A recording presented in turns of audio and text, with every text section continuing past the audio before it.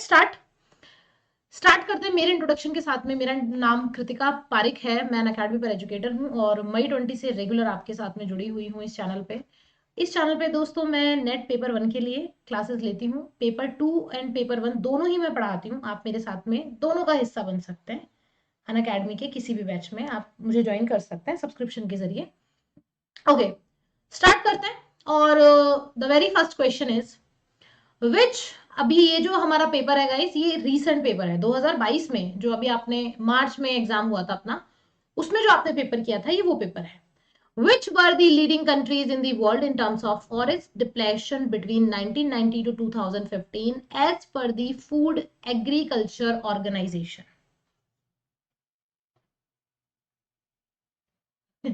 Ma'am geography में पास करवा दूं? पास तो देखो मैं करवा दूं, आपको पढ़ना तो आपको ही पड़ेगा। मैं हर साल पास करवाती हूँ सबको, पढ़ना आपको पड़ेगा लेकिन।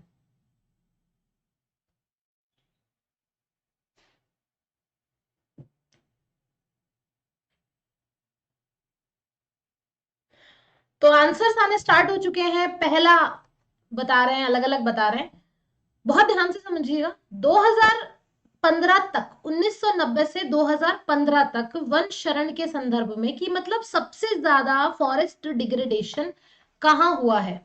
आप लोगों के आंसर आने चाहिए। Very good afternoon everyone.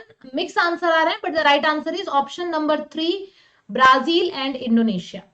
देखिए, ये जो रिपोर्ट जारी की गई थी, इसका जब सेकेंड एडिशन आया था तो उसमें ये पता चला कि लगभग इन 25 सालों में ब्राजील और इंडोनेशिया एक ऐसे देश हुए हैं जिनके यहाँ पे फॉरेस्ट डिग्रेडेशन का लेवल परसेंट सबसे ज्यादा रहा है। हमारे यहाँ पे हमने ग्रोथ करी है लेकिन इन्होंने डिग्रेड हुए हैं। ये तो ब्राजील एंड इंडोनेशिया इसका सही जवाब होगा। चलो, पहला सवाल था, चलता है अगला सवाल। बताइए,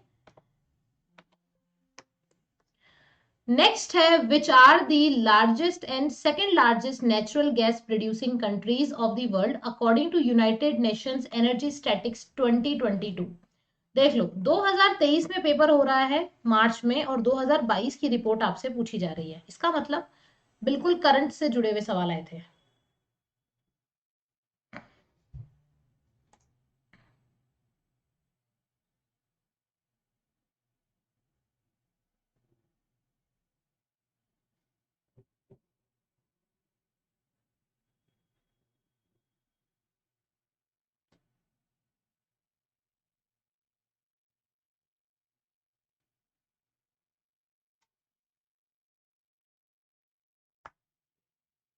सी आंसर आप लोग दे रहे हैं USA and Saudi Arabia, but सही जवाब होगा United states of America and Russia. देखिए, 2022 की जब रिपोर्ट आई थी तो नेचुरल गैस के अंदर ऑल ओवर आप देखेंगे तो यूनाइटेड स्टेट्स का रेशियो सबसे ज्यादा था, उसके बाद में Russia, after Iran, China, Canada, Qatar, Australia, Norway, Saudi Arabia, Algeria, Egypt and Malaysia. मतलब अगर हम टॉप 12 की बात करते हैं, 12 की बात करते हैं तो इंडिया तो है ही नहीं इसमें। सबसे ज्यादा आता है यूएसए, इसके बाद में रशिया, ईरान, तीन कंट्रीज, 1 2 3, फोर्थ पे चाइना एंड फिफ्थ नंबर पे कनाडा। ठीक है, तो जो डार्क प्लेस आपको दिखाई दे रहा है ये था सबसे ज्यादा, जिनका अबाउ था 600, 70 to 600। एंड देन जो व्हाइट कलर में आपको नजर आ रहा है वो बिलो है। इसका मतलब इंडिया जो है उसका बिलो 10 का प्रोडिक्शन है। चलिए, नेक्स्ट है which of the following South American country is part of OPEC block. OPEC,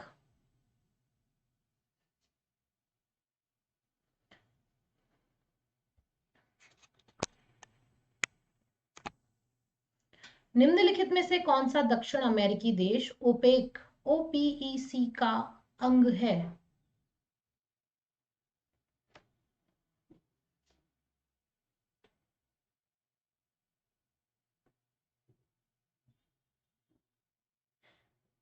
देखिएगा, इस सी आंसर आप लोग दे रहे हैं, जी नहीं, right answer option number D होगा इसका, वेनेजुएला।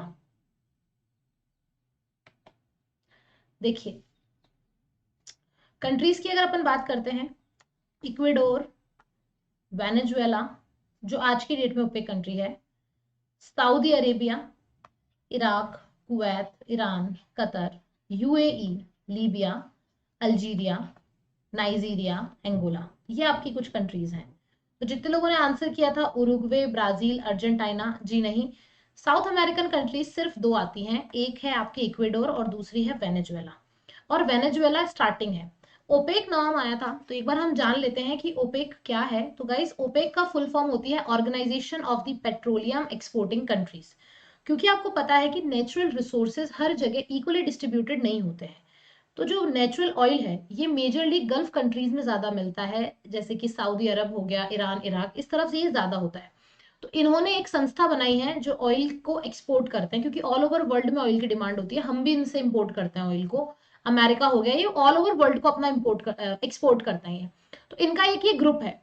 तो ये जो ऑर्गेनाइजेशन है ये 1960 के अंदर सितंबर 10 टू 14 के बीच में 60 में आया था, जिसमें सबसे पहले Iran, Iraq, Kuwait, Saudi Arabia और वेनेजुएला इसका हिस्सा बने थे।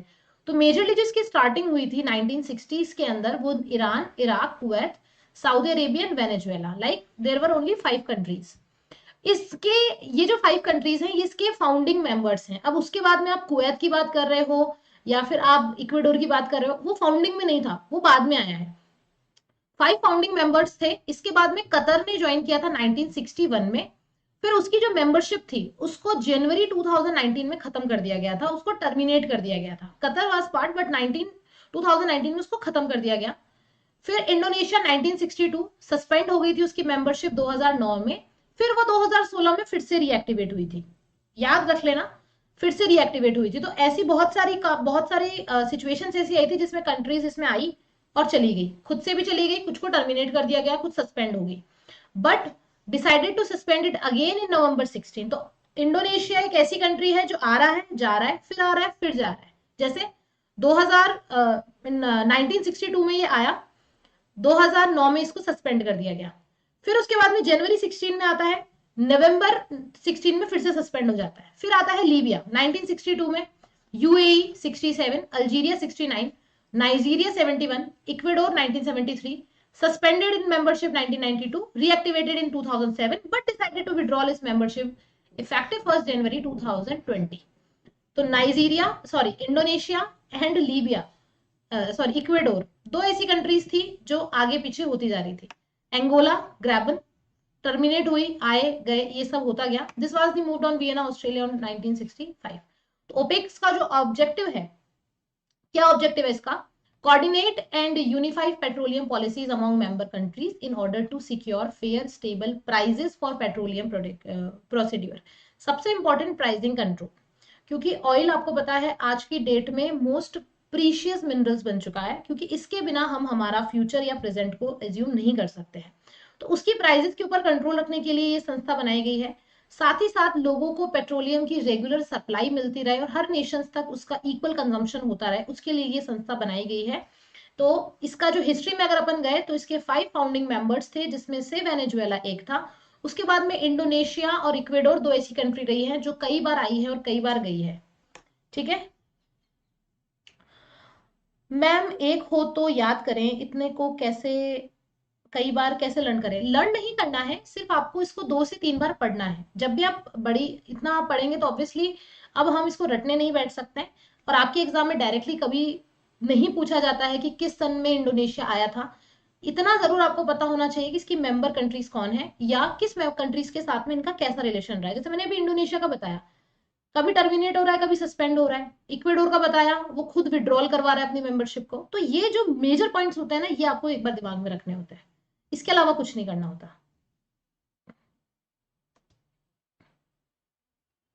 ठीक है, चलिए जी, अगला सवाल। विच of the following is applied in image enhancement procedure of digital image interpretation? Digital बिंब व्याख्या की निम्नलिखित में से कौन सा बिंब संवर्धन विधि का अनुप्रयोग किया गया है?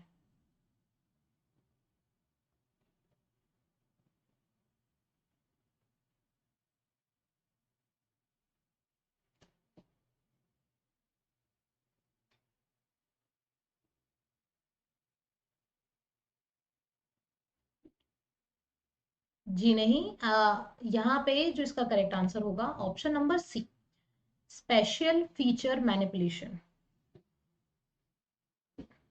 बहुत कम लोगों ने इसका आंसर किया है। According to NTA the right answer is option number सी,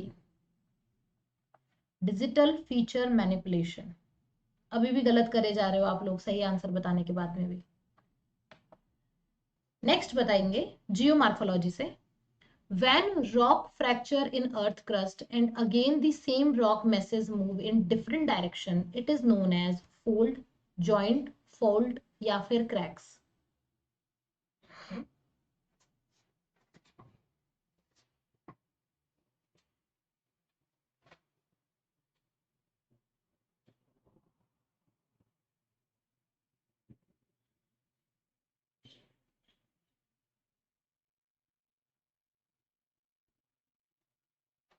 बहुत इजी आंसर था option number C, it is called fold.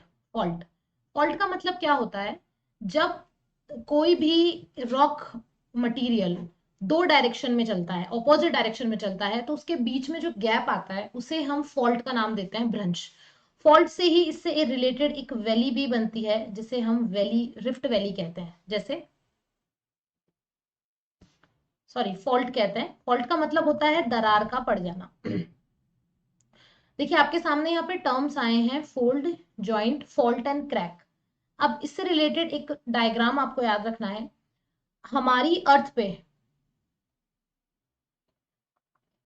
हमारी अर्थ है, हमारी अर्थ अपना मूवमेंट करती है, तो मूवमेंट जब करती है तो उसके पीछे उसके फोर्स काम करते हैं, राइट। ये आप जानते हैं। फोर्सेस दो तरह के होते हैं, एक एंडोजेनेटिक फोर्सेस, एक exogenetic forces. Endogenetic and exogenetic. Exogenetic forces जो होते हैं वो दो तरह से वर्क करते हैं, एक कंप्रेशनल, एक टेंशनल।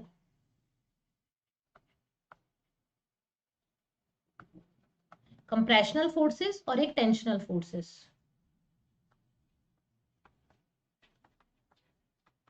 राइट। कंप्रेशनल के अंदर हम दो चीजों को शामिल करते हैं, फोल्ड और रैपिंग। ठीक है, तो ये जो बात कर रहे थे जॉइंट्स की और फोल्ड्स की, जब दरारें, जब दो चट्टानें एक दूसरे के पास आती हैं तो फोल्ड्स बनते हैं। टेंशनल्स के अंदर हम दो तरह, तीन तरह के फोल्ड्स को शामिल करते हैं, fractures, fracture, cracking and folding. Okay, fractures का मतलब होता है दरारें आना, क्रैक का मतलब होता है टूटन होना, और फॉल्टिंग का मतलब होता है बीच में से एक बड़ी दरार का बनना। यार आप मेरे साथ में कॉमेडी करते हो क्या युवराज? एक बात बताइए, मैं एनटीए हूं नहीं, मैं कभी एनटीए के ऑफिस में गई नहीं, मैं कैसे बता सकती हूँ आपको कि वो फॉर्म कब आएंगे? बस इतना जरूर कह सकती हूँ कि जब फॉर्म आएंगे ना तो आपको आराम से 15 दिन का टाइम दिया जाएगा भरने के लिए। तो आप लास्ट डे भी फॉर्म भरोगे ना तब भी आप एग्जाम तो देकर आ जाओगे, तो इतना परेशान होने की जरूरत नहीं है, इतनी एनर्जी लगाने की जरूरत नहीं है। एनर्जी क्वेश्चन को सही करने में लगाओ। फॉर्म आ जाएगा, आपको पता चल जाएगा, आप फॉर्म भर दीजिएगा, मैं खुद बता दूंगी आपको, ठीक है। बट अभी मुझे नहीं पता कब आएंगे, मैं प्रिडिक्ट कर ही नहीं सकती हूँ। एनटीए को मैं क्या, कोई भी प्रिडिक्ट नहीं कर सकता इस टाइम पे, क्योंकि वो बिल्कुल उल्टा चल रहा है, हम कहते क्या है वो करता क्या है। तो कोई मतलब नहीं है इतना डिटेल में जाने में, जिस दिन आना होगा उस दिन आ जाएगा। चलिए अब आराम से 6 नंबर के क्वेश्चन का आंसर करिए। Which one of the following landform is formed due to tectonic forces? निम्न में से कौन सा विवर्तनिकी बलों के कारण निर्मित होता है? Rift valley, blind valley, U shaped valley and V shaped valley.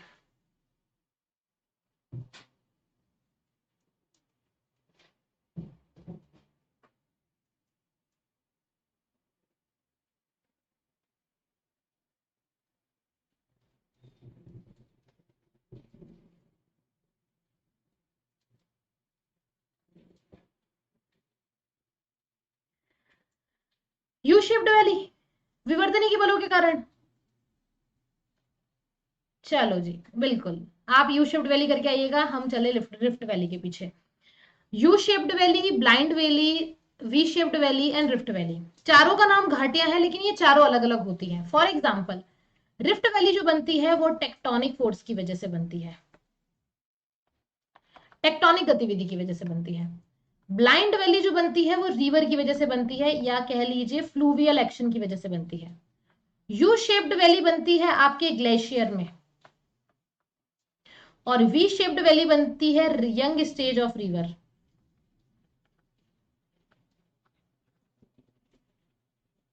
Young stage of river, ठीक है। जैसे आप ये देख सकते हैं, एक पर्टिकुलर लैंड मास आपको दिख रहा होगा, यहाँ पे ये भी एक लैंड मास है, ये भी एक लैंड मास है, लेकिन इसके बीच में क्या आ चुका है, गैप आ चुका है। मतलब एक टाइम पे ये दोनों ऑपोजिट डायरेक्शन में गई होगी और ये गैप आ गया होगा। इसी गैप को हम क्या नाम दे देते हैं, रिफ्ट वैली का नाम दे देते हैं। ये देखिए, एक पर्टिकुलर लैंड मास, एक पर्टिकुलर लैंड मास, बीच में गैप आ गया, इसी को हम रिफ्ट वैली बोल देंगे। तो बेसिकली रिफ्ट वैली का फॉर्मेशन जब दो प्लेटें ऑपोजिट डायरेक्शन में मूवमेंट करती हैं तो होता है। जैसे आप ये देखेंगे, इसको ये देखिए, मान लीजिए कि एक पर्टिकुलर मैच्योर ओशियन है। ओशियन के अंदर ओशियन रिड्स होती हैं, सेडिमेंट्स होते हैं। इंटरनल पार्ट से मैग्मा बाहर आता है।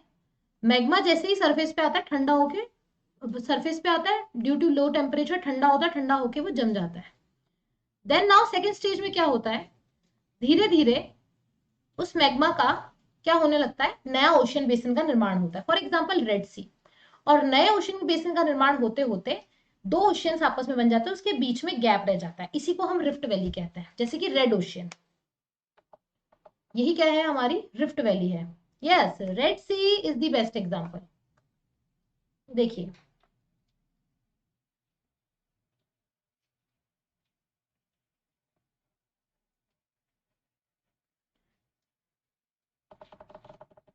अब ये जो आपको दिखाई दे रहा है, ये आपके अफ्रीका का पार्ट है, ये सऊदी अरेबिया का पार्ट है। बीच में जो ये दिखाई दे रहा है, ये रेड सी है। ये किसकी वजह से बना है, वही सेम टेक्टोनिक एक्टिविटीज की वजह से बना है। चलो बढ़ते हैं अगले सवाल पे।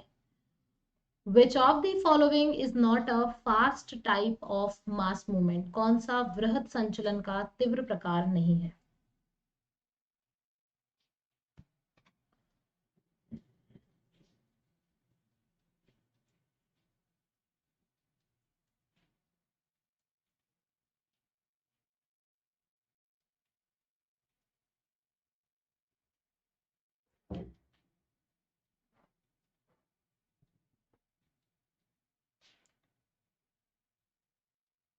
सही जवाब ऑप्शन नंबर डी, सॉलिफ्लक्शन, मतलब मृदा सर्पण। मृदा सर्पण क्या होता है, बृहद संचलन मतलब जैसे कि रॉकफॉल हो रहा है, मड फ्लो हो रहा है और बैडरो स्टम्प हो रहा है। इन तीनों की स्पीड कंपैरेटिवली फास्ट होती है और ये मेजरली माउंटेन वाले इलाकों के अंदर होते हैं। हालांकि मृदा सर्पण भी माउंटेन वाले इलाके में होता है। सॉलिफ्लक्शन का मतलब क्या होता है, मान लीजिए कि ये एक अपने पास में पर्टिकुलर लैंड मास है। इसकी जो डेफिनेशन है उसकी शुरुआत ही इससे होती है, the very slow down slope movement of saturated soil and regolith. तो सबसे पहले तो इसकी जो स्टार्टिंग होती है वही स्लो से हो रही है, कि इसकी स्पीड कंपैरेटिवली स्लो हो रही है, धीरे धीरे धीरे धीरे जब भी गिर रही है। तो हमसे क्वेश्चन की डिमांड ये थी कि तीव्र का प्रकार नहीं है, तो मृदा सर्पण इजीली आ जाएगा हमारे सामने। नेक्स्ट है, which of the following factor is not correct about development of tropical cyclone.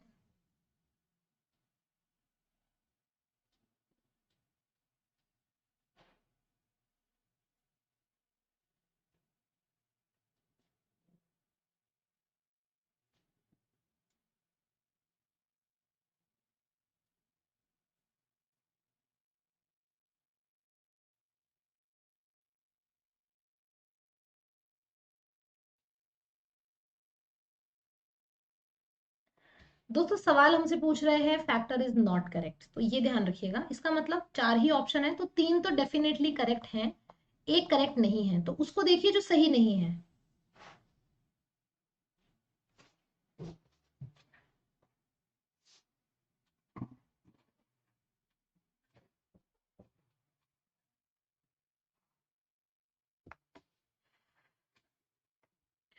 So correct answer होगा option number A, tropical cyclone are formed on ocean in low latitude within 5 degree of equator. हमेशा याद रखना, 0 to 5 degree north and south में कभी भी cyclones नहीं आते हैं। इसके पीछे का रीजन सिर्फ इतना सा है कि इस मूवमेंट पे कोरियालिस बल काम नहीं करता है। सबसे पहले तो आप अगर देखें तो साइक्लोन क्या होते हैं, हम दो तरह की डेफिनेशन पढ़ते हैं, एक होता है साइक्लोन, एक कहलाता है एंटी साइक्लोन। ठीक है, साइक्लोन का मतलब वो एक लो प्रेशर एरिया होता है जो अपने आसपास के हाई प्रेशर जोन को अट्रैक्ट करता है अपनी तरफ। सिंपल सी चीज है, हवा का बेसिक नेचर होता है high pressure to low pressure चलती है वो। ओके, अब लेकिन क्या हो, अब ऐसे में साइक्लोन कैसे आएगा? High pressure to low pressure ये पूरी दुनिया में चलती है हवा, बट साइक्लोन एक पर्टिकुलर प्लेस पे ही क्यों आता है? पर्टिकुलर प्लेस पे इसलिए आता है क्योंकि वो एरिया जो कोरालिस के अंडर आता है, मान लो कि कोई आपके 12 डिग्री नॉर्थ से लेकर के 12 डिग्री तक का एरिया है, मान लो 10 डिग्री नॉर्थ से लेकर के 12 डिग्री नॉर्थ तक का कोई पर्टिकुलर एरिया है, वहां पे एक स्पेशल फोर्स एक्टिव होता है जिसे हम कोरालिस फोर्स बोलते हैं। ये कोरालिस फोर्स नॉर्थ हेमिस्फीयर में विंड्स को बाईं ओर धकेलता है। तो जैसे मान लो हवा चल रही है हाई प्रेशर से लो प्रेशर की तरफ, बट कोरालिस बल की वजह से वो हवा हाई टू लो तो चल रही है, लेकिन अपने डायरेक्शन को उसने थोड़ा सा बायां कर दिया है, कुछ इस डायरेक्शन में वो फ्लो करने लगी है, बाईं तरफ।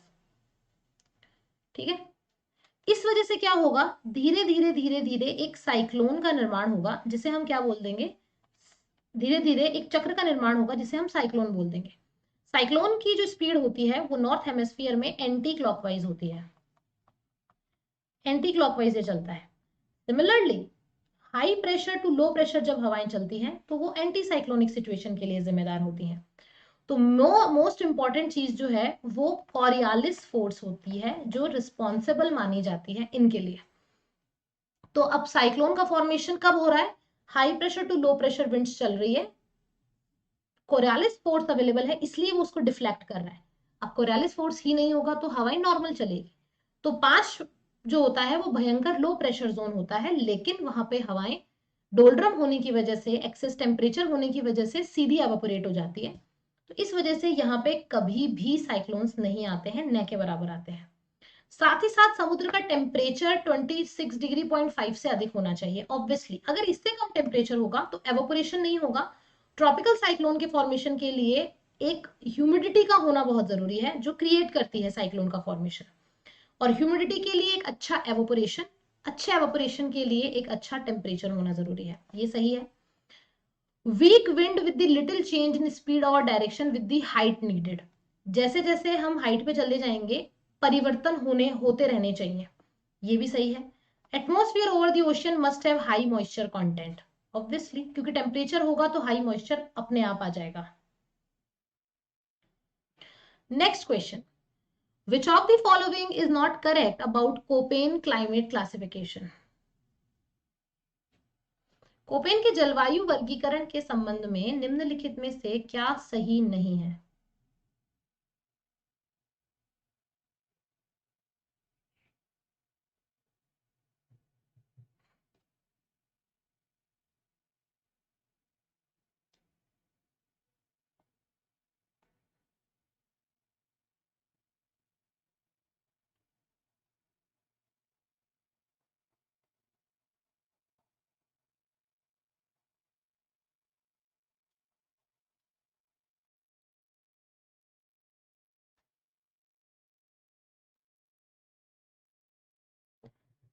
करेक्ट नहीं है।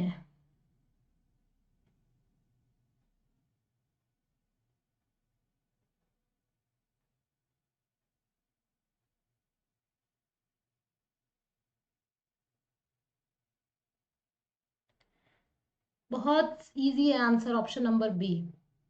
ए एफ की अगर अपन बात करते हैं तो एफ का मतलब होता है रेनफॉल, राइट? जनरली हम इसको रेनफॉल से दर्शाते हैं, बट रेनफॉल का मीनिंग एक तरह से ह्यूमिडिटी से ही लिया जाता है, क्योंकि विदाउट, जहां रेनफॉल है वहां पे ह्यूमिडिटी ऑटोमेटिकली रहेगी। ठीक है, तो ये तो हो ही नहीं सकता। बात अगर अपन करते हैं एएफ की तो ये ट्रॉपिकल ह्यूमिड क्लाइमेट है क्योंकि यहाँ पे साल भर वर्षा होती है। B S type climate, B type climate को अकॉर्डिंग टू कोपेन इन्होंने नाम दिया था इसको ज़ेरियोफाइट, इसे ज़ेरियोफाइट कहा जाता है।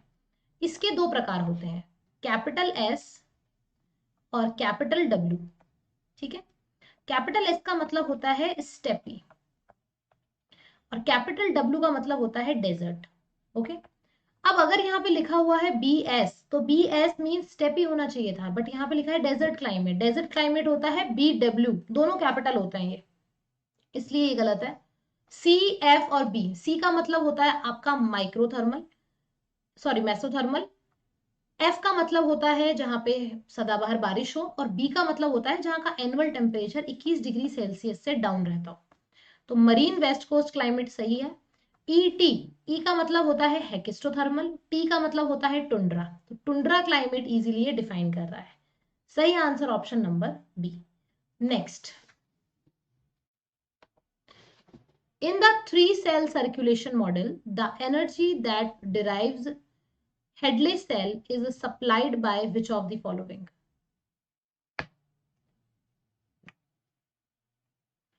तीन सेल वाले परिसंचरण मॉडल में हेडले सेल को चलाने वाली ऊर्जा की निम्नलिखित में से किस द्वारा आपूर्ति की जाती है?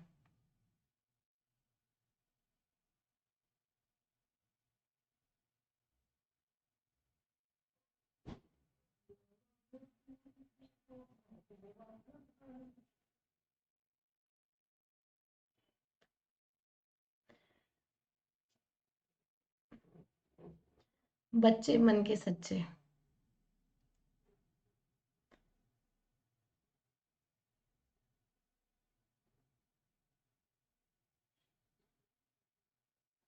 तो उम्मीद करूंगी फिर आप आंसर भी जो आपने नहीं देखा है उसके अलावा ही देंगे, क्योंकि जो आंसर दे देगा मैं समझ जाऊंगी कि उसने कुछ देखा है।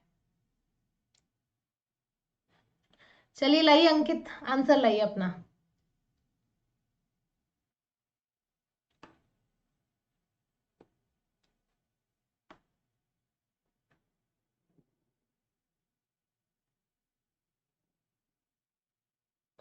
ओके, क्या बात है, क्या बात है।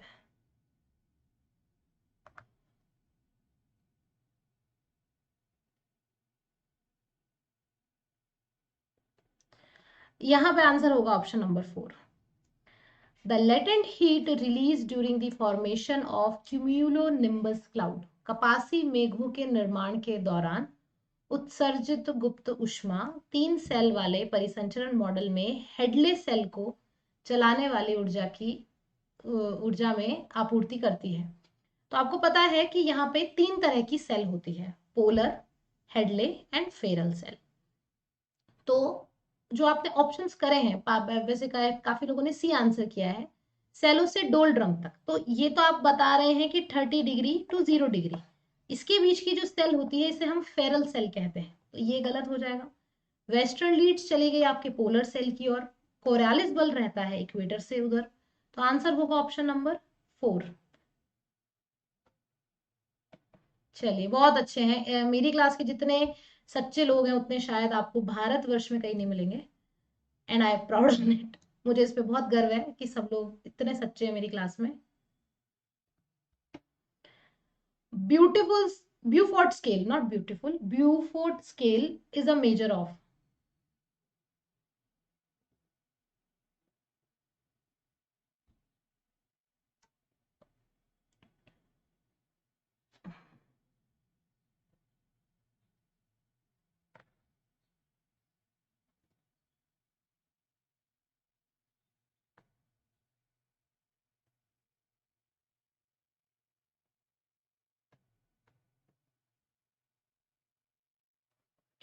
So guys answer,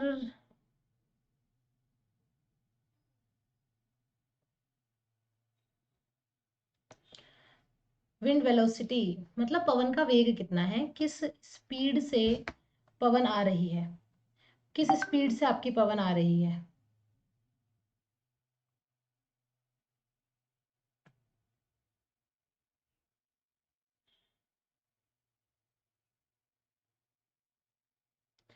actually sorry Ranjita जी, मैंने उल्टा बोल दिया, मैंने हेडले को फेरल बोल दिया, फेरल को हेडले बोल दिया, उसको आप करेक्ट कर लीजिएगा। Thank you, thanks for correct me. Polar, Feral and Hadlee, उल्टा बता दिया था मैंने। अभी रंजीता जी ने वापस रिपीट किया था, मुझे याद है शायद मैंने उल्टा बोल दिया। सो विंड वेलोसिटी आपको समझ में आ गया। ब्यूफिट मतलब कि स्पीड कितनी है, कितनी स्पीड से आएगी, और एक तरीके से ये मेजर बता देता है कि इस स्पीड से चल रही है तो इसका जो गुंजाइश है कि ये इतने किलोमीटर का एरिया इतने टाइम में कवर कर लेगी, वो सब इसमें आ जाता है। Which ocean has the largest continental slope area? Most confusing question.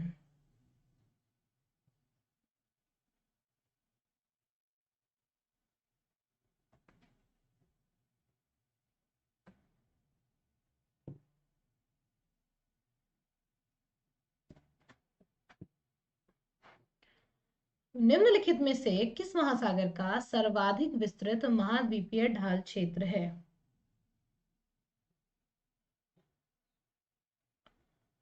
Arctic बोल रहे हैं आप लोग।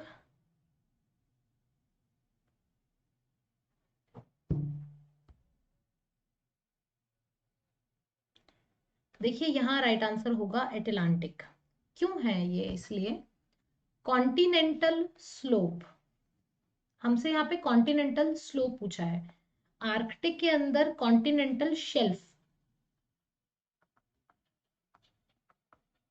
शेल्फ, इसीलिए तो हम कहते हैं कि बहुत बड़ा साइबेरिया के अंदर 1500 किलोमीटर का वो फैला हुआ है, वहां पे सबसे बड़ा है, कॉन्टिनेंटल शेल्फ है। हमसे कॉन्टिनेंटल स्लोप पूछ रहे हैं। यस, राइट अंकित। आप लोग शेल्फ बता रहे हैं, मैं स्लोप पूछ रही हूँ, तो स्लोप आपको आर्कटिक ओशन में देखने को मिलेगा सबसे ज्यादा।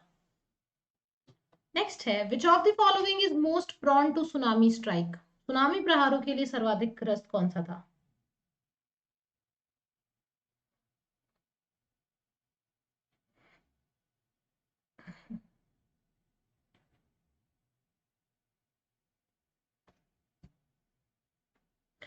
पर एक चीज ये बताओ, ये पुतिन साहब जो है रशिया वाले, ये कब से नेट का एग्जाम देने लगे? रशिया यूक्रेन वॉर के बाद में ये स्थिति आ गई कि अब नेट का एग्जाम देना पड़ेगा।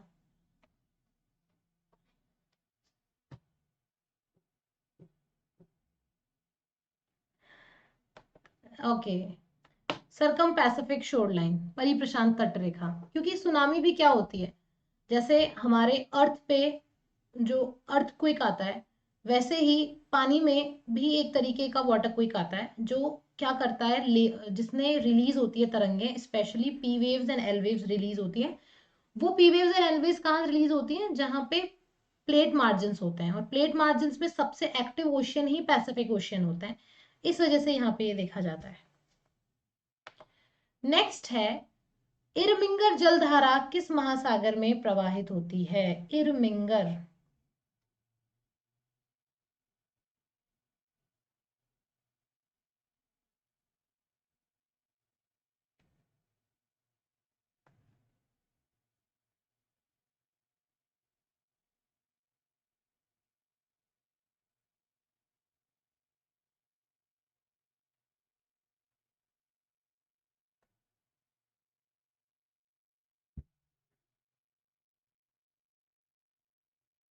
बताइए।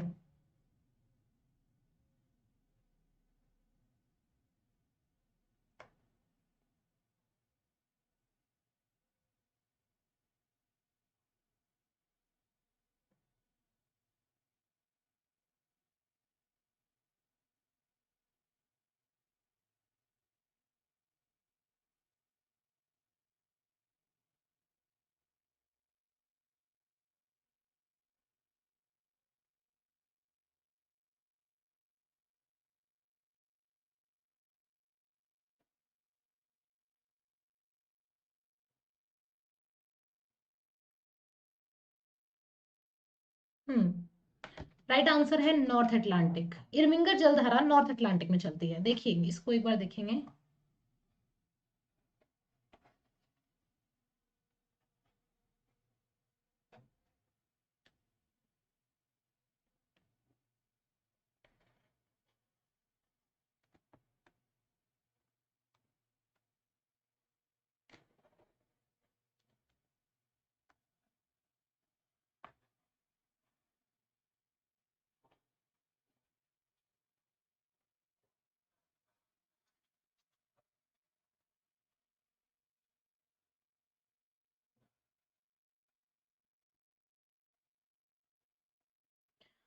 देखिए यहाँ से आपको पूरा इसको एक कवर करना है। फॉर एग्जाम्पल मान लीजिए कि यहाँ से आपके जा रही है पर्टिकुलर इस एरिया से आपके जा रही है नॉर्थ इक्वेटोरियल करंट अटलांटिक की।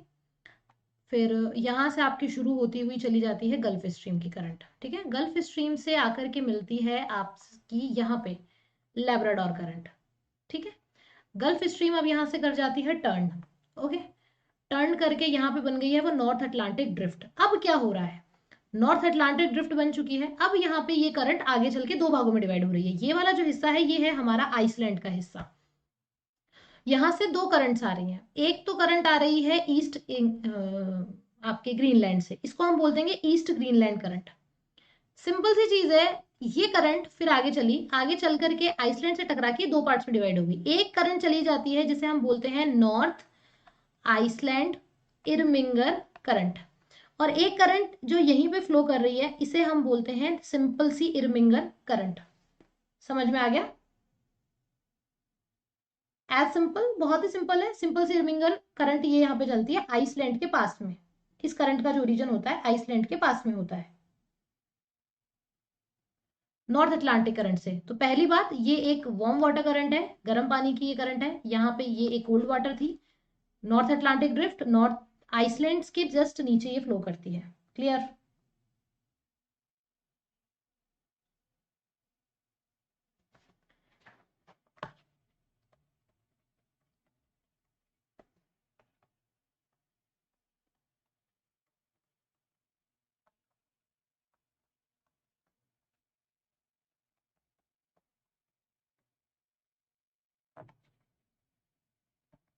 चलो next, which one of the following mineral nutrient is not the macronutrients required by plants?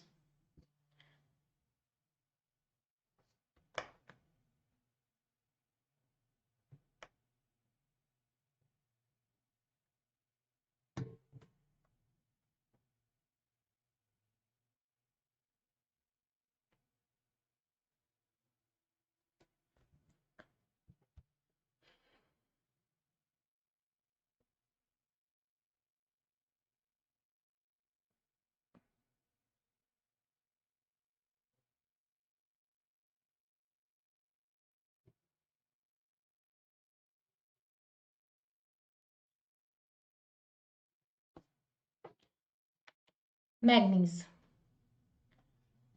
आपको एक चीज याद होगी, खनिज पोषक तत्व पादपों के लिए समिष्ट पोषक तत्व नहीं है।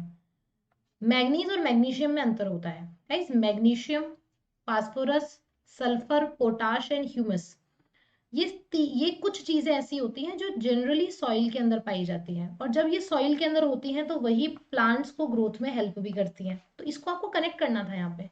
मैग्नीज जो होता है वो कोई खास पोषक तत्व नहीं होता है कि भाई ये नहीं होगा तो काम ही नहीं चलेगा। Magnesium is important, phosphorus is important. जैसे मान लीजिए कि जैसे कि पीटी पीटी सॉइल होती है, पीटी सॉइल में मैग्नीशियम, फास्फोरस, ह्यूमस अच्छी खासी मात्रा में होता है। वहीं अगर आप सैंडी सॉइल की बात करोगे तो उसमें ये नहीं होता है। तो ग्रोथ के लिए इंपॉर्टेंट होता है। Manganese is not important. Phosphorus तो मस्ट है। Next, which of the following option correctly describe the regressive population?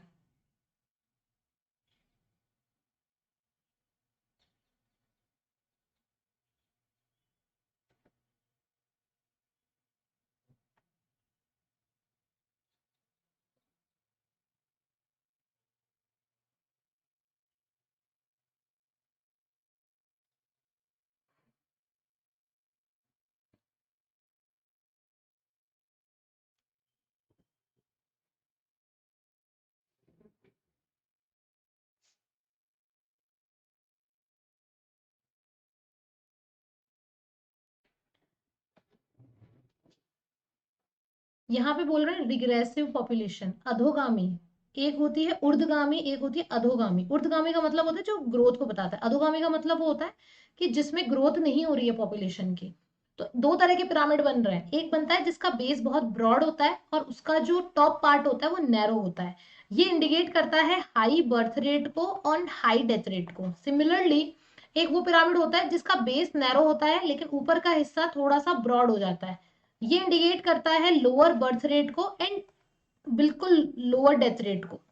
तो declining birth rate and low mortality producing a narrow base pyramid. तो जिस भी कंट्री का बेस पिरामिड पिरामिड का base जितना broad होगा वो कंट्री उतनी ही अनडेवलप्ड होती है, और जिसका बेस जितना नैरो होगा, स्ट्रिप बहुत छोटी होगी, वो कंट्री उतनी ही डेवलप्ड होगी। जैसे मान लो कि जहां पे बहुत ज्यादा पॉपुलेशन है और बहुत ज्यादा मृत्यु दर है, इसका मतलब पॉपुलेशन भी अंधी बढ़ रही है और मृत्यु भी अंधी तौर पे हो रही है, जो कि सही नहीं है, विकास के सूचक को नहीं दर्शाता है। वहीं दूसरी तरफ ऐसा पिरामिड जहां पे जन्म दर कम है और मृत्यु दर भी कम है, तो इसका मतलब वो एक ग्रोथ की स्टेज पे वो कंट्री आ चुकी है। तो पिरामिड से आप आइडिया लगा सकते हैं। जैसे अभी इंडिया है, इंडिया अपनी अभी सेकंड स्टेज में चल रहा है, जिसमें जन्म दर ज्यादा है, मृत्यु दर अभी कम हो चुकी है। ठीक है, तो वो भी एक तरीके से ज्यादा डेवलप्ड की सूची में नहीं आता है। जर्मनी की अगर अपन बात करते हैं तो वो इस स्टेज पे आ चुका है कि जहां पे जन्म दर भी कम है और मृत्यु दर भी कम हो रही है। कोई बात नहीं, ये देखो, ये जो छोटे छोटे वर्ड्स होते हैं यही आपको कंफ्यूज करते हैं। अब आप देख लो कि जो रिग्रेसिव पॉपुलेशन है, रिग्रेसिव रिग्रेसिव पॉपुलेशन को रिग्रेसिव समझ लिया, ऊर्ध्वगामी अधोगामी, एक मात्रा के अंतर से आपकी कंप्लीट क्वेश्चन का मीनिंग चेंज हो जा रहा है। चलो नेक्स्ट है, what does replacement rate represent? प्रतिस्थापन दर क्या व्यक्त करती है?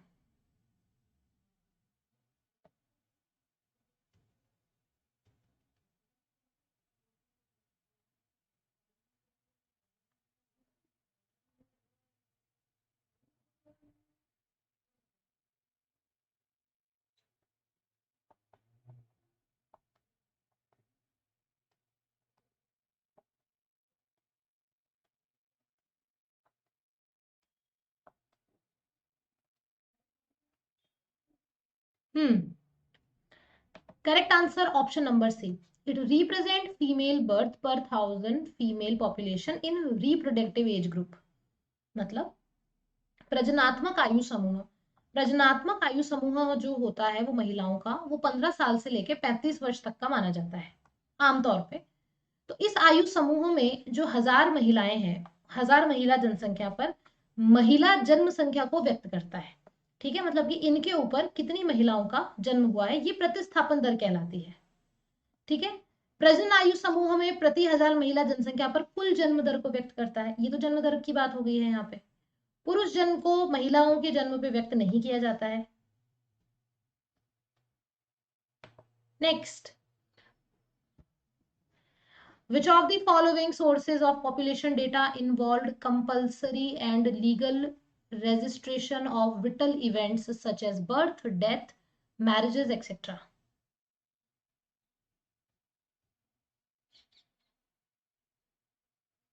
निम्नलिखित में से कौन सा जनसंख्या आंकड़ा स्रोत प्रमुख घटनाओं जैसे जन्म, मृत्यु, विवाह आदि का अनिवार्य और विविध पंजीकरण समाहित करता है?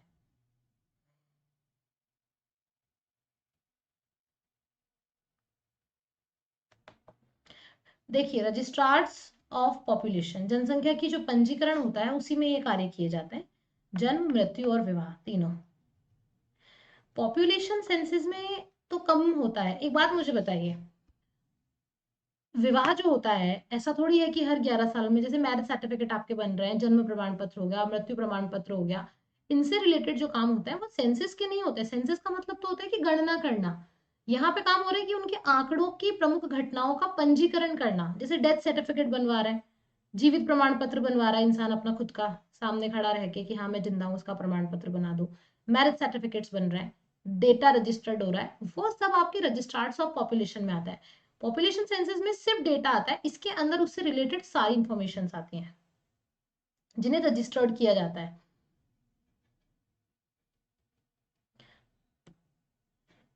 Po river basin is well known for industrial region which of the following countries? बताइए।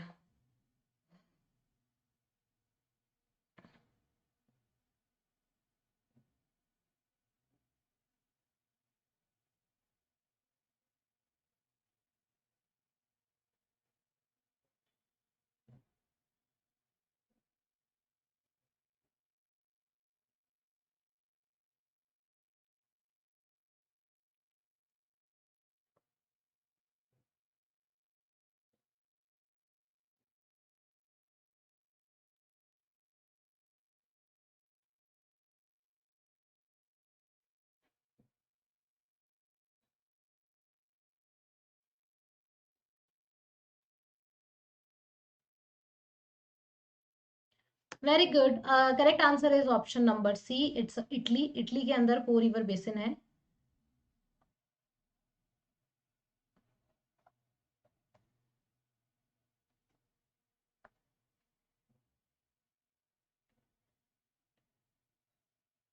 देखिए ये आपका इटली है, इटली के अंदर यहाँ पे है पो रिवर। इटली एक ऐसा पेनिनसुलर है जिसके काफी हिस्से, जैसे भारत है, भारत के हम बोल सकते हैं कि भारत तीन तरफ से समुद्र से घिरा है। इटली की शेप ऐसी है कि मोस्ट पेनिनसुलर यहीं पे है, ज्यादातर किनारे, इसका एक हिस्सा जुड़ा हुआ है लेकिन एक दो तीन चार, चार किनारे इसके बाहर रहता है। सही आंसर होगा इटली। अगला है transportation and social framework work is associated with which of the following scholar. नाम सारे हमने सुने हुए हैं, बस कौन सा होगा ये बात अलग है।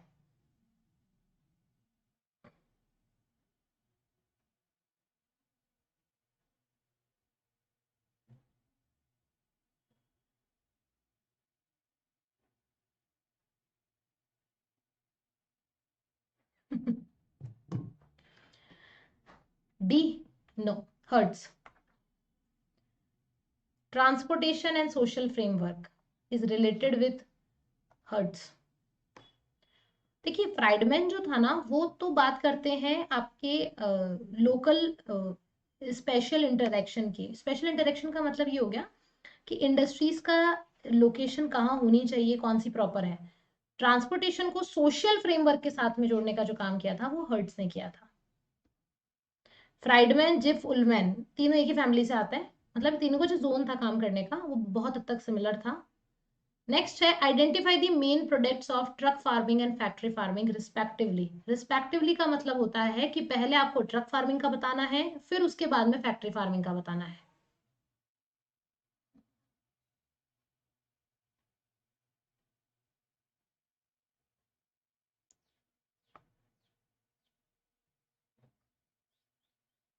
Correct answer option number C, vegetables and poultry. क्योंकि फैक्ट्री फार्मिंग का मतलब होता है फैक्ट्रीज के अंदर बड़ी बड़ी मशीनें लगा दी जाती हैं जहां पे मीट का प्रोडक्शन किया जाता है।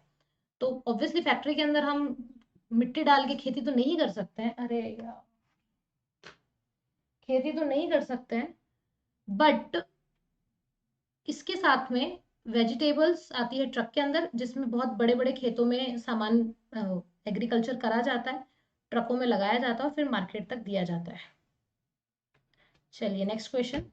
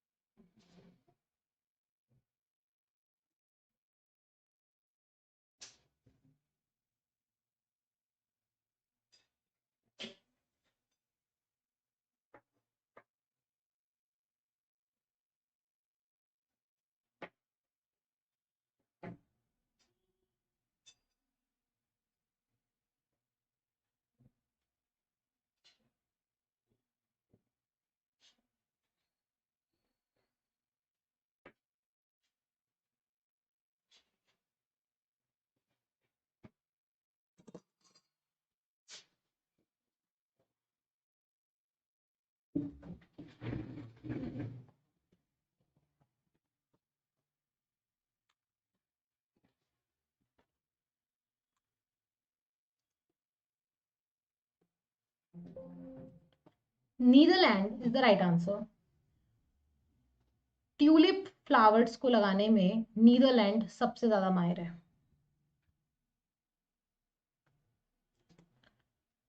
Consider the following pairs of localized disease and area.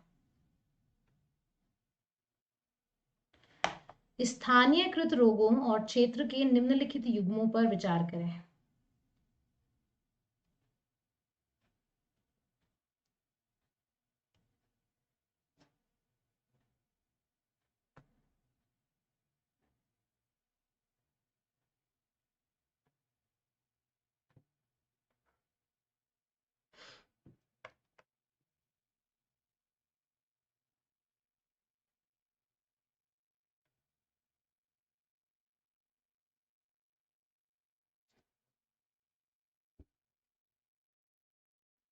बताइए।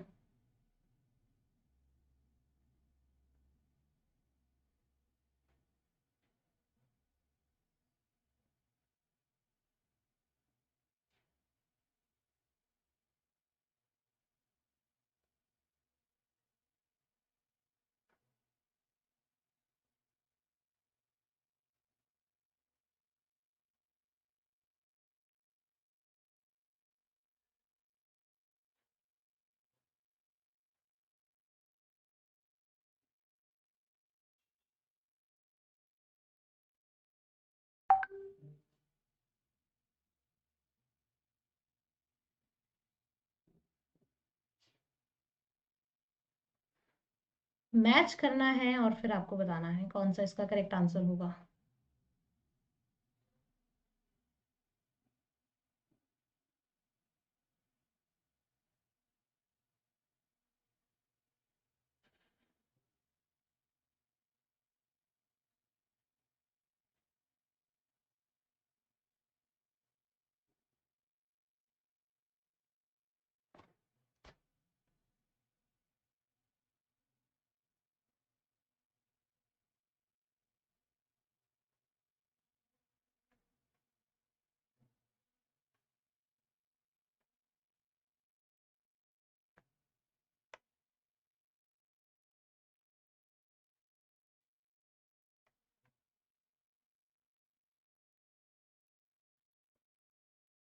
हम्म। No idea. Correct answer option number A and B. Acute acute eucalyptus syndrome ये आपके वेस्टर्न यूपी में होता है, और साथ ही साथ लेथरस ये छोटा नागपुर प्लेटो में होता है। फ्लोरोसिस फ्लोरोसिस एक ऐसा रोग होता है जो उस जगह पे पाया जाता है जहां पे पानी फ्रेश नहीं होता है। ठीक है, क्योंकि ये एक तरीके से गंदे पानी की वजह से हो सकता है फ्लोरोसिस। ये इसके दो रिजल्ट होते हैं, ये फ्लोराइड की वजह से होता है। और फ्लोराइड कहाँ पे गंदा होता है? जहाँ पे ग्राउंड वाटर का पानी नीचे, बहुत ज्यादा नीचे से निकाला जाता है। तो गंगा प्लेन एक मोस्ट फर्टाइल प्लेन एरिया है जहाँ पे फ्रेश वाटर अवेलेबल है, तो फ्लोरोसिस वहां नहीं हो सकता है। गॉइटर एक वो रोग होता है जिससे गले के अंदर, स्पेशली जो हमारा थ्रॉट एरिया होता है, वहां पे एक डिजीज पैदा करता है, जिसकी ये बेसिकली आयोडीन की कमी से होने वाला रोग है ये। और हिमालय रीजन में ऐसा नहीं होता है, आयोडीन की कमी से होता है। गले का जो लेवल होता है वो बहुत ज्यादा मोटा हो जाता है। ठीक है, इसे हम गलगंड रोग भी बोलते हैं हिंदी के अंदर। गॉइटर गले से होने वाला रोग है आयोडीन की कमी से। फ्लोरोसिस गंदे पानी से होता है फ्लोराइड की वजह से। लिथेरस जो होता है ये छोटा नागपुर पठार में होता है, स्पेशली उन जगह पे होता है जहाँ पे लोग मेहनत ज्यादा करते हैं, बट उसके कंपेयर में उनको वो उनको संसाधन नहीं मिलता है। तो इस वजह से लोगों के इनके जो पैर होते हैं, पैरों के अंदर डिजीज होने लग जाता है, पैर बैंड हो जाता है, मुड़ जाते हैं पैर। मैल न्यूट्रिशन की वजह से ये होता है। और जो हमारा एक सिंड्रोम है एक्यूट सिंड्रोम, ये मेजरली 15 साल से छोटे बच्चों के बीच में होता है। ये हाई फीवर इसका रिजल्ट हो सकता है। ब्रेन तक को ये ड्रेन कर सकता है, ब्रेन तक को ये खराब कर सकता है। तो पहला सही है, बी सही है, सी और डी यहाँ पे गलत है। Next, which of the following parameter is not proposed by Christ of two distinct frontier and boundaries? मैं हाइड हो जाती हूँ, आप आराम से क्वेश्चन देखिए।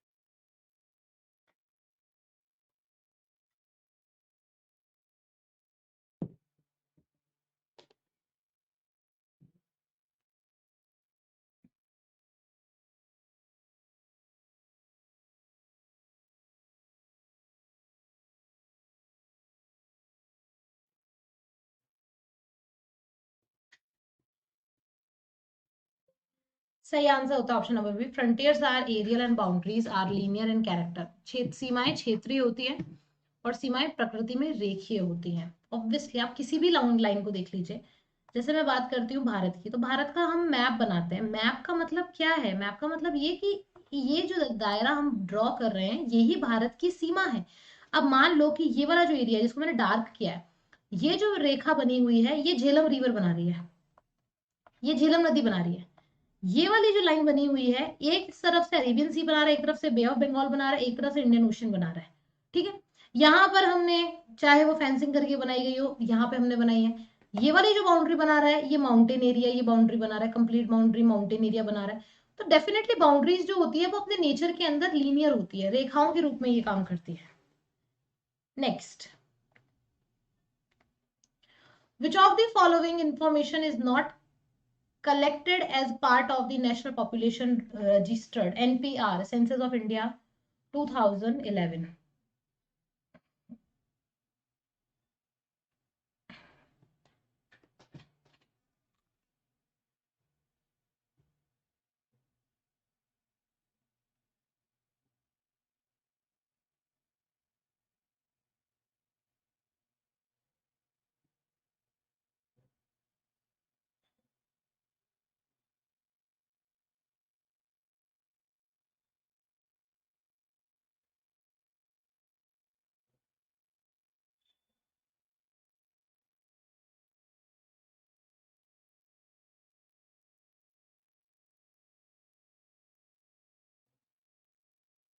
वेरी गुड, आधार संख्या। क्यों? क्योंकि आधार कार्ड ही 2012 में आया है। Next,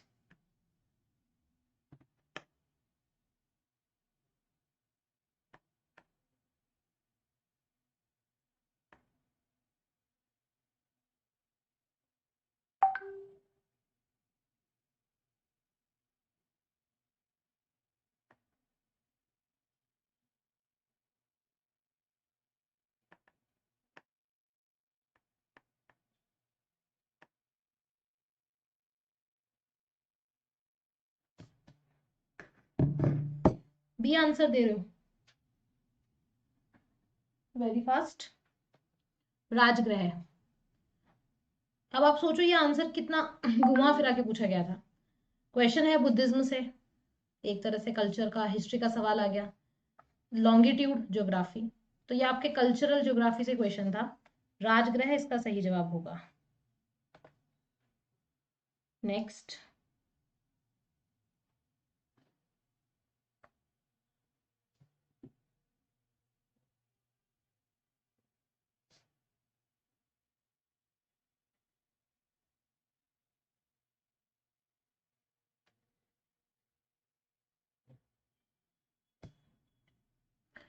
which of the following district matches correctly with its major tribal group?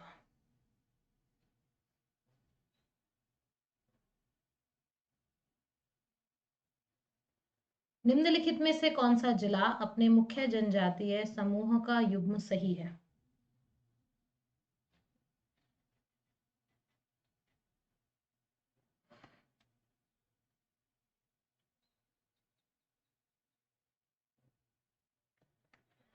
Tawang आदि।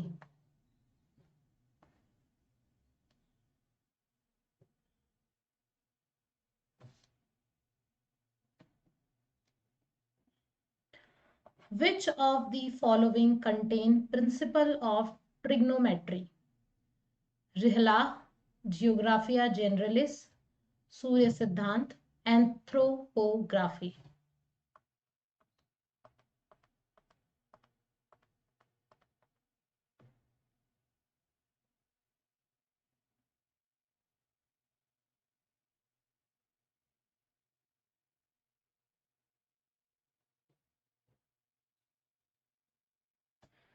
सूर्य सिद्धांत, very good. Next, which of the following is remembered for prediction of an eclipse of the sun and cosmology based on water?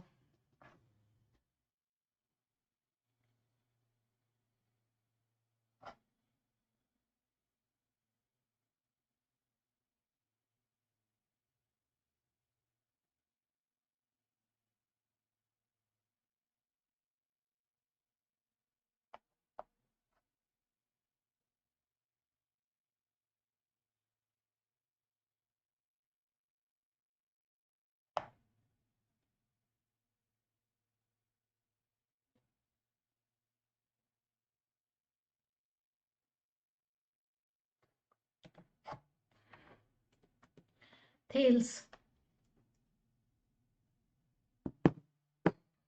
Not Anaximander. सबसे पहले जो सूर्य ग्रहण का अनुमान था और जल पर आधारित ब्रह्मांड विज्ञान की बात की थी वो थेल्स ने करी थी। थेल्स एक फादर ऑफ मैथमेटिक ज्योग्राफी भी इनको बोला जाता है।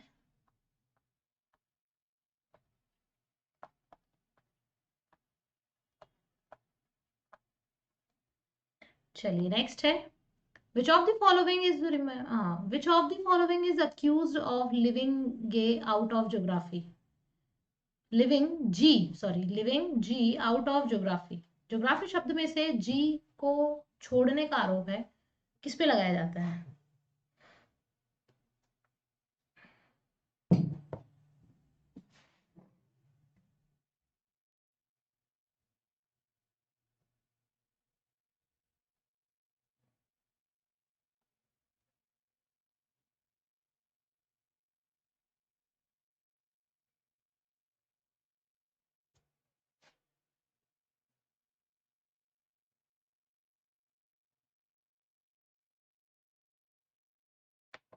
हार्टशॉन,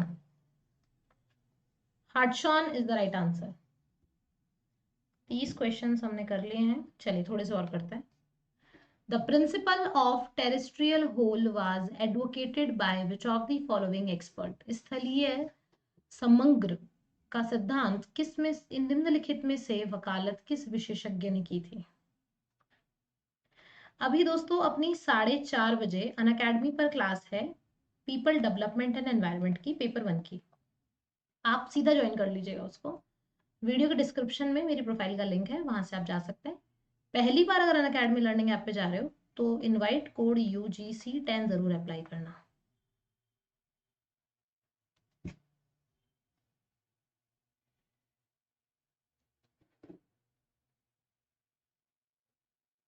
सही आंसर है ऑप्शन नंबर 2, ब्लाश।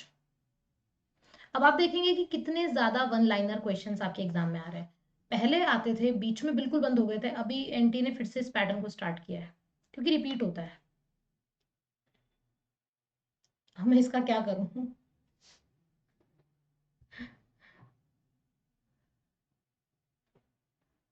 कोई बात नहीं, चलो आगे चलते हैं। नेक्स्ट है, which type of scattering is responsible for red sunset? ray length, my, non-selective and diffuse।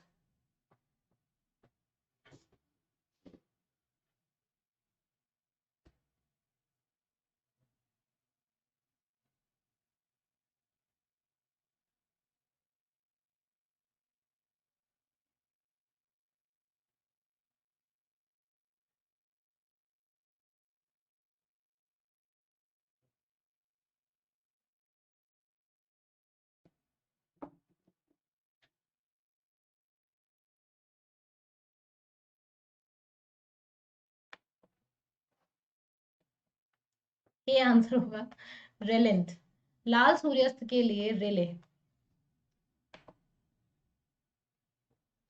Next,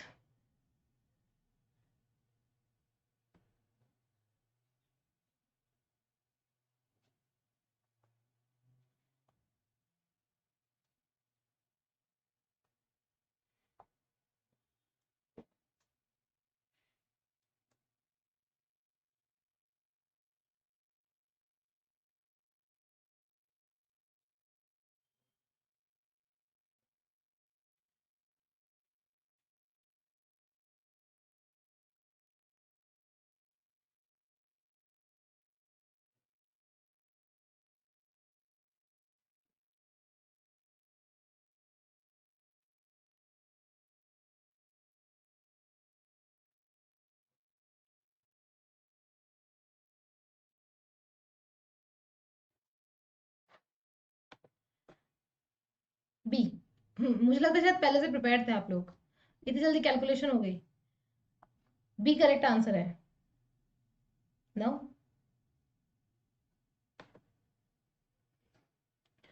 which of the following curve represent the proportion of earth's land and sea floor area?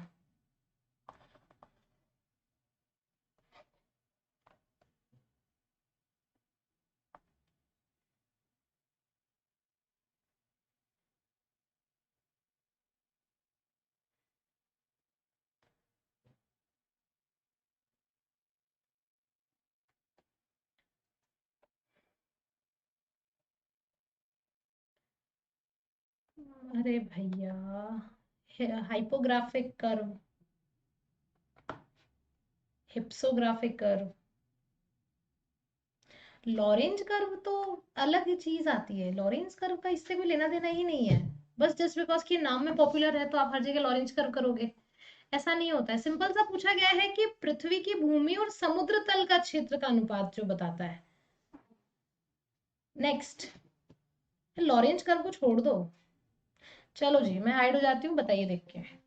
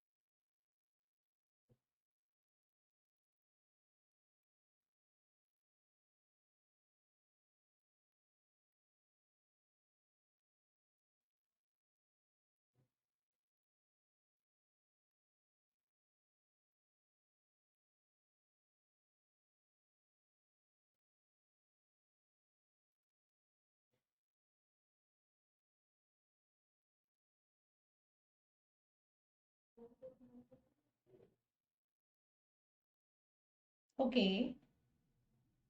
Quality high करिए अगर दिख नहीं रहा है तो। ऊपर से नीचे सही सब है, ऊपर से नीचे बताना है आपको। ओके, आंसर्स आने लगे हैं। आप लोग बी आंसर मुझे दे रहे हैं। देखिए, आंसर होगा डी। नदी के ऊपरी मार्ग से निचले मार्ग के सही क्रम में बताना है आपको।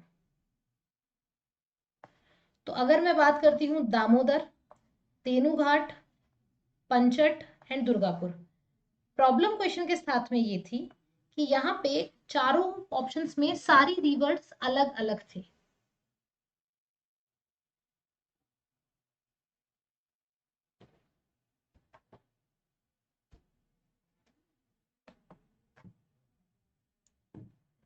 नेक्स्ट है, according to Köppen's climatic classification of India, large part of Arunachal Pradesh is represented by which of the following set of alphabets?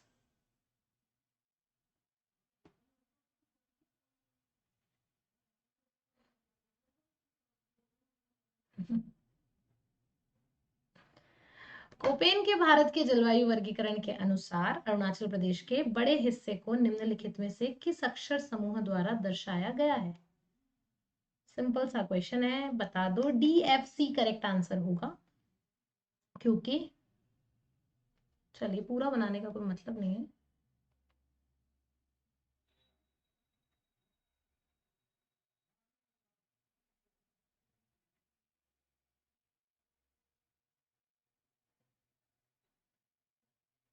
ये देखिए, ये वाला जो एरिया है ये आपके अरुणाचल प्रदेश का इलाका है।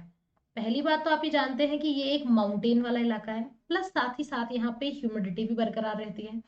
तो माउंटेन वाला इलाका होने की वजह से इसको हम डी टाइप क्लाइमेट से बताएंगे। डी टाइप क्लाइमेट का मतलब होता है माइक्रोथर्मल, कि यहाँ का जो टेम्परेचर होता है वो कम होता है। एफ का मतलब होता है ह्यूमिडिटी, बिल्कुल यहाँ की एटमोसफियर में ह्यूमिडिटी है, ड्राइनेस नहीं है। सी का मतलब ये होता है कि जहाँ का एनुअल टेम्परेचर, मतलब साल भर का जो टेम्परेचर होता है वो लगभग 10 डिग्री सेल्सियस के अराउंड होता है।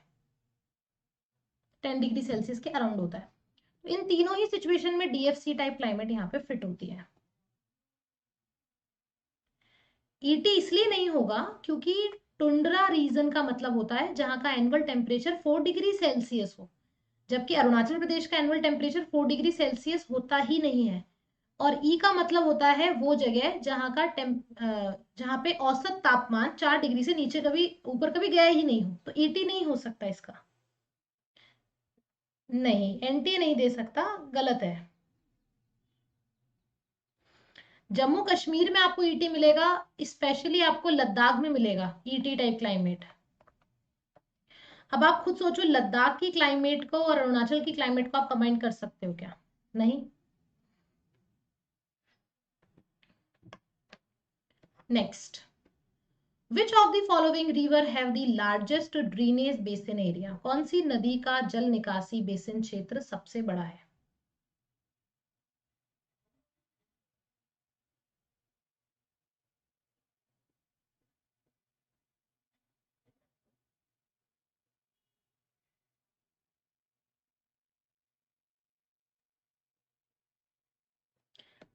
चंबल बेसिन क्षेत्र एमपी से निकलती है, राजस्थान, राजस्थान से होती हुई ये आपके यमुना में मिक्स होती है और फिर यमुना से निकल जाती है। तो ड्रेनेज एरिया चंबल का काफी बड़ा है इन सब में, क्योंकि आपको पता है नर्मदा तो ऑलरेडी रिफ्ट वैली से होके गुजरती है। नर्मदा का एरिया तो रिफ्ट वैली है। सतलज का काफी एरिया माउंटेन पार्ट में आता है, ठीक है। और चंबल और कावेरी में कंपेयर करें तो चंबल का एरिया बड़ा है। जल निकासी बेसिन क्षेत्र अपन किसको बोलते हैं? जहां पे बेसिकली नदी का वो एरिया जहां पे वो अलग अलग धाराओं से मिल रही है और उसका जो पानी है वो कितने एरिया में फैला हुआ है, ठीक है। तो जैसे गंगा बेसिन एरिया है, तो वो कब काउंट होता है? जब वो मैदानी हिस्से में आती है, तब उसको एक बेसिन एरिया में काउंट किया जाता है, क्योंकि पहाड़ी क्षेत्र में बेसिन होता ही नहीं है। तो नर्मदा रिफ्ट वैली में हो रही है, सतलज आपके पहाड़ी क्षेत्रों में जा रही है, तो बची कौन सी? कावेरी और चंबल। तो चंबल यहाँ पे राइट आंसर होगा। नेक्स्ट है, which of the following steel plants in India is located near the coal mines? भारत में निम्नलिखित में से कौन सा इस्पात संयंत्र कोयला खदानों के पास स्थित है?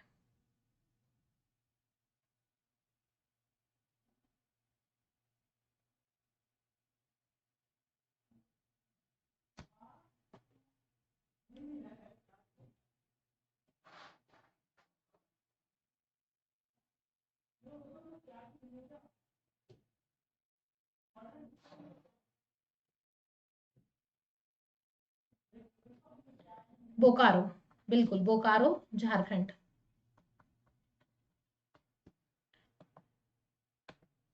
नेक्स्ट है, in which one of the following collision zone plates permanently unit with no future tectonic activity? बिना किसी विवर्तन की गतिविधि के स्थायी रूप से जुड़ जाती है, कहां पे?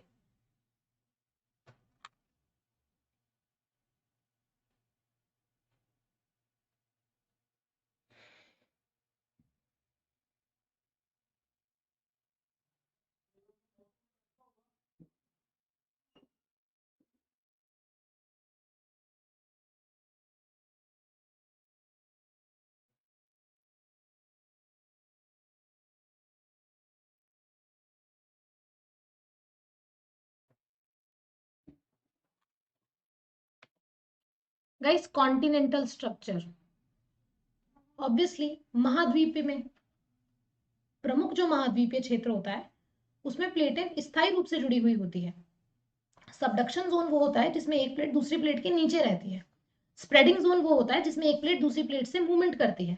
ट्रांसफॉर्मिंग जोन वो होता है जिसमें वो हिलती डुलती रहती है। कॉन्टिनेंटल स्ट्रक्चर वो होता है जिसमें वो परमानेंटली क्लोज्ड रहती है। चलिए बताइए।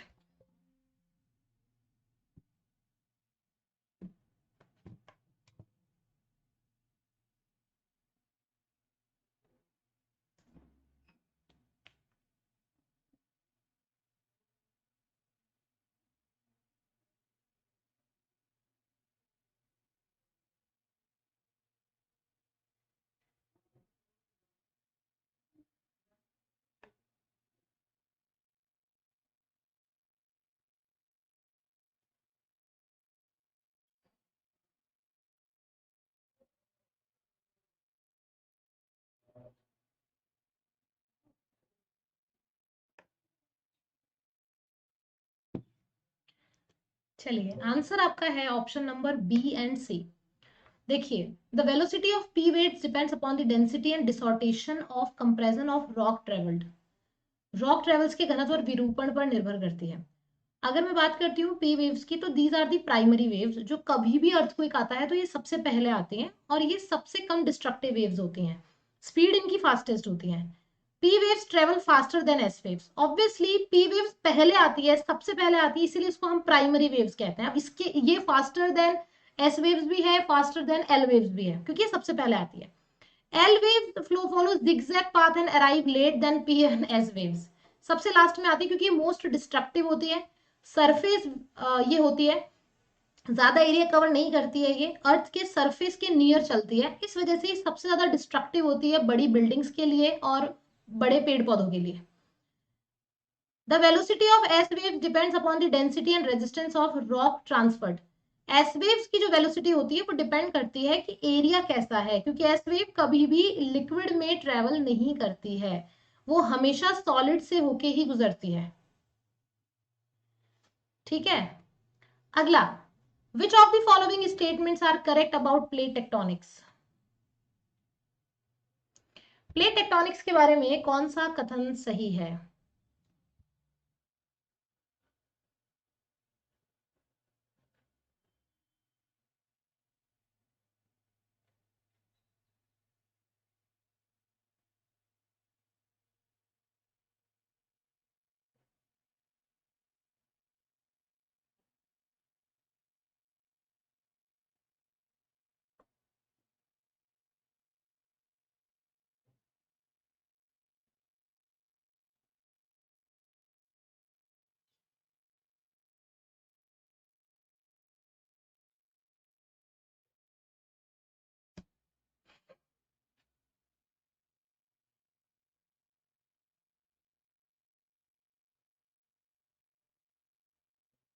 हम्म,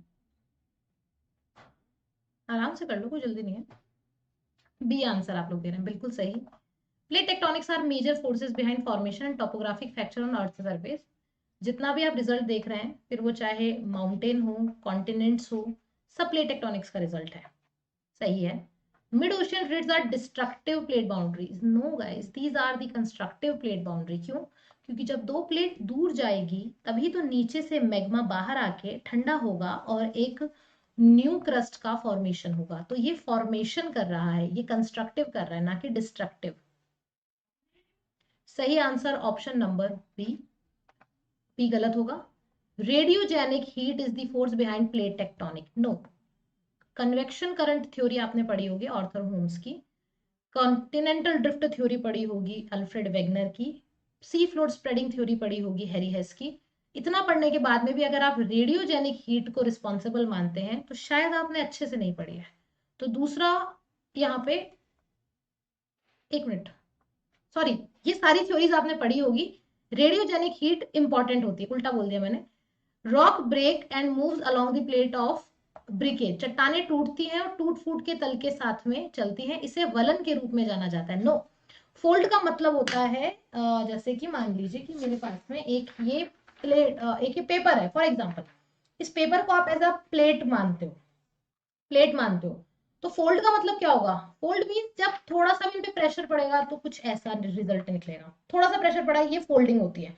चट्टाने टूटती कब है? जब इनके ऊपर अलग सा प्रेशर पड़ता है, फॉर एग्जाम्पल ये वाला प्रेशर, जैसे मान लीजिए कि ये मेरे पास प्लेट है, ऐसा टूटना, टूटने का मतलब होता है इसमें क्रैक्स पड़ रहे हैं, इसमें फ्रैक्चर्स पड़ रहे हैं, ये सब।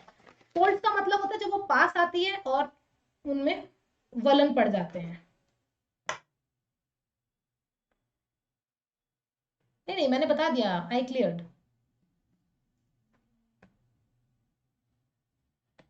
Okay, next, identify the correct statement from the following. निम्नलिखित में से सही कथनों की पहचान करें।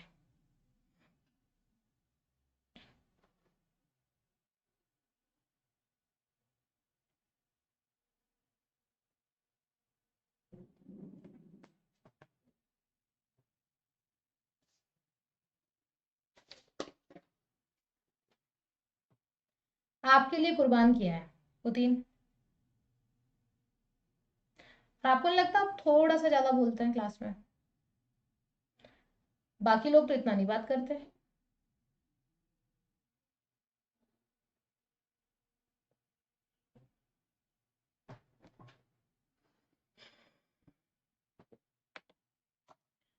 सही आंसर है option number D. The north western Himalaya states are more vulnerable to earthquake and landslide. North western, क्योंकि उनकी हाइट ज्यादा है। Anthropogenic activities are accelerating geomorphic hazard in Himalaya state. सही है। आजकल भूकंप की भविष्यवाणी करना संभव है। आजकल नहीं, ये पहले भी संभव था। There is a high possibility of occurrence of volcanoes in Himalaya mountain. No, आज तक ही एक भी नहीं मिला एक्टिव वॉल्केनो हिमालय में, तो पॉसिबिलिटी नहीं है।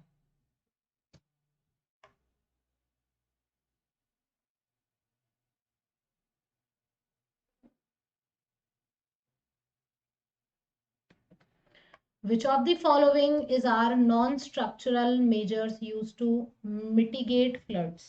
चलिए पढ़िए आप आराम से।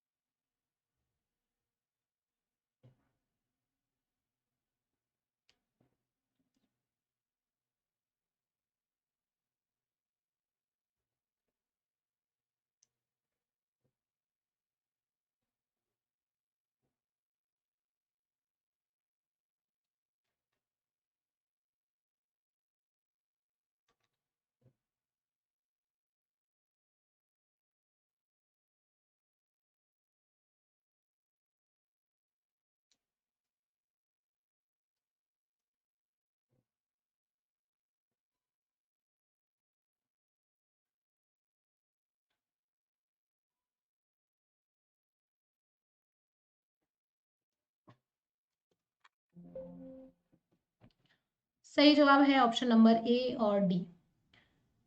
Non structural mitigate floods, maintaining wetlands, most important, floods forecasting and warning service, and D, disasters relief, flood fighting and public.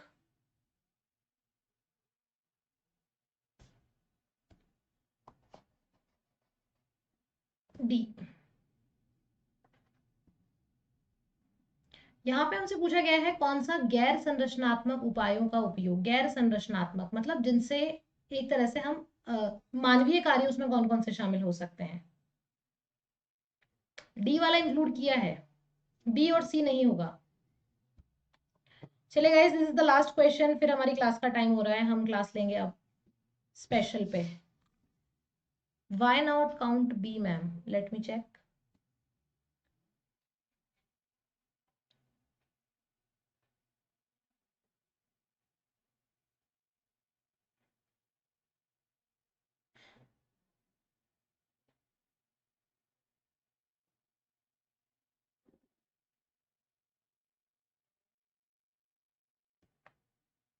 हाँ, वो स्ट्रक्चरल है।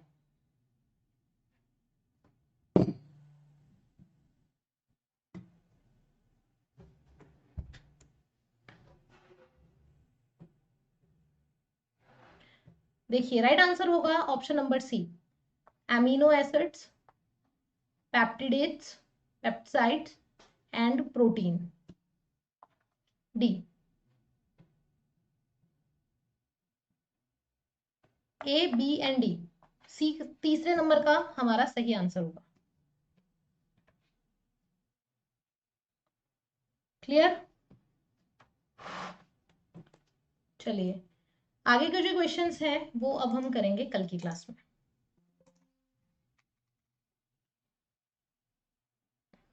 कल की क्लास भी हमारी 3 बजे होगी। अनअकैडमी लर्निंग ऐप के जरिए आप मेरे साथ में जुड़ सकते हैं, साथ ही साथ आप मेरी प्रोफाइल को भी फॉलो कर सकते हो। कृतिका पारिक के नाम से मेरी अनअकैडमी पर प्रोफाइल है, इसे आप फॉलो करें। फॉलो करके आप मेरे फ्री बैच का हिस्सा बन सकते हैं। जैसे ही आप मेरे फ्री बैच का हिस्सा बनेंगे आपको मेरी पेपर 1 की क्लासेस मिल जाएगी, पेपर 2 की क्लास मिल जाएगी। और हाँ गाइस, पेपर 1, 2 की क्लास हमारी अनअकैडमी लर्निंग ऐप पे सुबह 10:30 बजे हो रही है, तो उसका भी आप हिस्सा बने। ज्योग्राफी के 1500 क्वेश्चंस करवा रही हूँ विद डिटेल एक्सप्लेनेशन, जो आपकी जून वाली एग्जाम के काम आएंगे, तो उसका हिस्सा बनना मत भूलिएगा। सब्सक्रिप्शन के लिए मैंने आपको बता दिया है, आप हमारे साथ में जुड़ सकते हैं।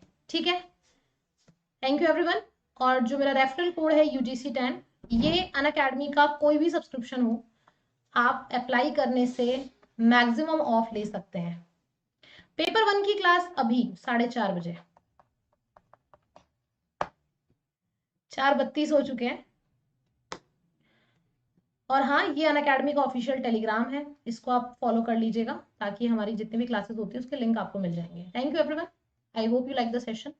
लाइक शेयर करना मत भूलना, चैनल को सब्सक्राइब करना मत भूलना।